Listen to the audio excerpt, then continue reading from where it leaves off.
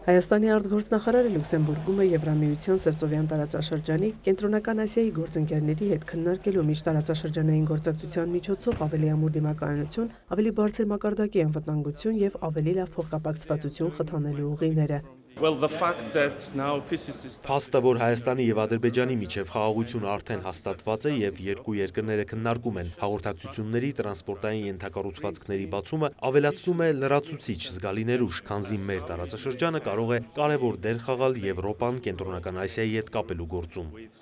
Հայաստանի գլխավոր դիվանագետի խոսքով Սևծովյան տարածաշրջանը քաղաքակրթությունների, առևտրի եւ աշխարհաքաղաքական հետաքրքրությունների խաչմերուկ է, կարևոր օղակ Եվրոպայի, Հարավային Կովկասի եւ Կենտրոնական Ասիայի միջև, որտեղ ընդլայնված գործակցությունը կնպաստի փոխկապակցվածությանն ու կայուն զարգացմանը, փոխշահավետ գործընկերությունների ձևավորմանը, էապես փոխակերպելով տարածաշրջանի աշխարհաքաղաքական եւ տնտեսական լանդշաֆտը։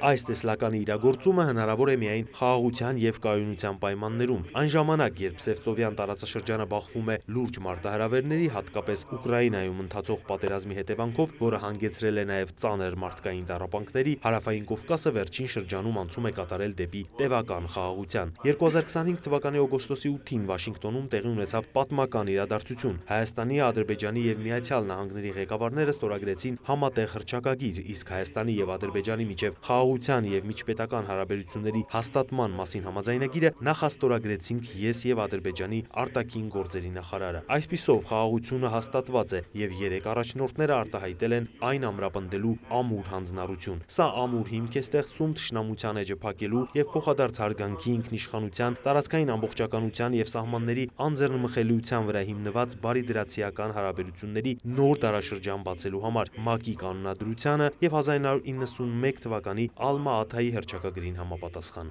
Հայաստանի եւ Ադրբեջանի միջև տրանսպորտային հաղորդակցությունների ապաշրջափակումը, որի շուրջ համաձայնություն է ձեռք բերվել օգոստոսի 8-ին, Միրզոյանի խոսքով կնպաստի փոխշահավետ տրանսպորտային կապերի զարգացմանը, ներառյալ Հայաստանի խաղաղության խաչմերուկ ծրագիրը եւ դրա անբաժանելի մասը Թրիփուղին Հայաստանում, որոնք բոլորը գործելու են պետությունների լիակատար ինքնիշխանության, տարածքային ամբողջականության եւ իրավազորության ներքո։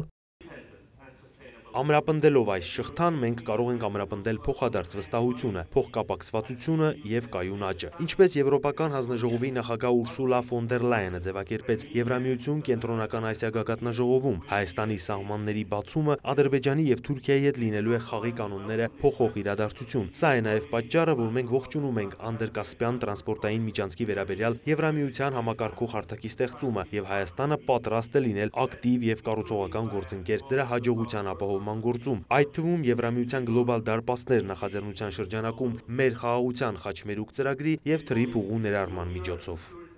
Ըստ Միրզոյանի Հարավային Կովկասում անվտանգության եւ կայունության այս նոր շրջանը առավել ամրապնդվում է Հայաստանի երկրի դիմակայունությունն առավել ամրապնդելու հանձնառությամբ եւ Եվրոպական միության հետ մեր գործընկերությունը կենտրոնական դեր ունի այս ջանքերում։ Բարձր մակարդակի քաղաքական եւ անվտանգային երկխոսությունը, անվտանգային եւ պաշտպանական պարբերական խորհրդակցությունները, Եվրամիության դիտորդական առաքելությունը Հայաստանում, համաձայնագիրը, որը սահմանում է Եվրամիության ընդհանուր անվտանգային եւ պաշտպանական քաղաքականության առաքելություններին Հայաստանի մասնակցության շրջանակը, նաեւ աջակցությունը Եվրոպական խաղաղության հիմնադրամի դիմակայունություն եւ աճ ծրագրի միջոցով ռազմավարական գործընկերության օրակարգը բոլորը միասին նպաստում են Հայաստանի դիմակայունության շարունակական ամրապնդմանը։ Արարատ Միրզոյանն անդրադարձել է նաև Հայաստանի դեմ հիբրիդային սպառնալիքների աճին, օտարերկրյա տեղեկատվական մանիպուլյացիաներին, որոնք ըստ դրա թիրախավորված համակարգված թշնամական արշավներ են, միտված ինքնիշխանության եւ ժողովրդավարական ինստիտուտների նկատմամբ վստահության թուլացմանը, համախոհ գործընկերությունների ձգտումների խաթարմանը։ Դրա դեմ պայքարը Միրզոյանի խոսքով պահանջում է ամուր վստահության վրա հիմնված գործակցություն այն պետությունների միջև, որոնք կիսում են միջազգային իրավունքի հիմնարար սկզբունքների եւ նորմերի, նաև ժողովրդավարության նկատմամբ հավատարմությունը։ Նախարարական հանդիպման շրջանակում Արարատ Միրզոյանը շփումներ է ունեցել Լյուքսեմբուրգի, Սլովենիայի, Լատվիայի, Թուրքիայի, Դանիայի արտգործնախարարների, Եվրամիության ընդլայնման հարցերով հանձնակատարի հետ։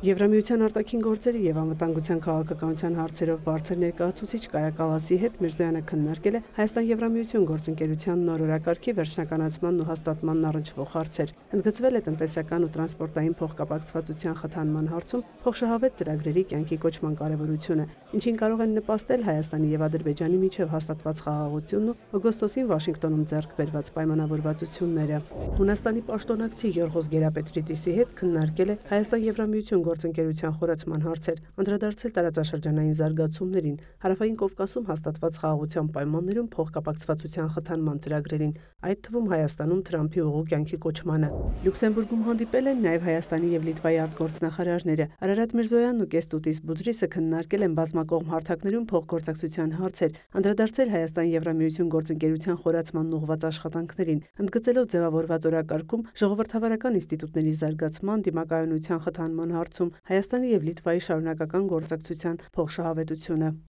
Էստոնիայի գործընկերոջ Մարգուս Ցախքնայի հետ հանդիպմանը մտքեր են փոխանակվել տարածաշրջանային զարգացումների հաղորդակցությունների ցանցի ընդլայնման նոր հնարավորությունների շուրջ։ Մայա Խաչատրյան, լուրեր։